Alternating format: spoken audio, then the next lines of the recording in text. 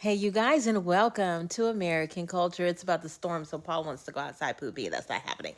With that being said, I hope this helps anybody who's like me struggling to quit weed. It had been about a 2 year long journey, but something interesting took place. I finally got to the point to where I wasn't willing to fight it anymore. You see, I had already gotten to the point to where I was restricting, I'm not going to smoke this and I'm not going to do that and all this other stuff. And it was just too much for me. And so finally, I just decided to give it up. I was just going to let myself smoke whenever I felt like it, as if this was a regular part of my life. And I did. And it just did not have the same power over me. It was like I took it off the throne. So the next morning, when I woke up and I wanted to smoke again, I did. It wasn't that normal battle of no and you can't, da da da da, because I had done a lot of overcoming only to end up in the same space. And an interesting thing happened.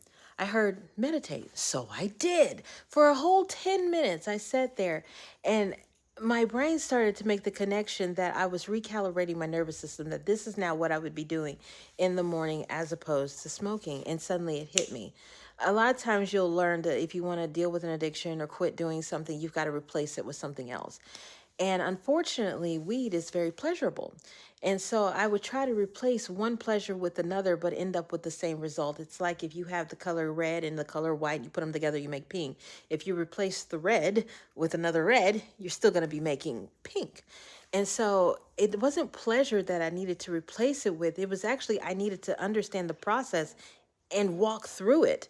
And so I had to recognize that it starts off with pleasure. And if you do something that's pleasurable enough, that should lead you to passion because you find this to be purposeful. And it is from that space of passion and because what you're doing is purposeful that God starts to give you desires, which are the directions that He gives you in order to be able to, live the dream and make it come true.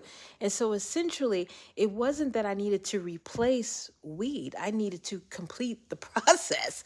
I needed to actually do something now that was purposeful and actually I could be passionate about something that I would sustain.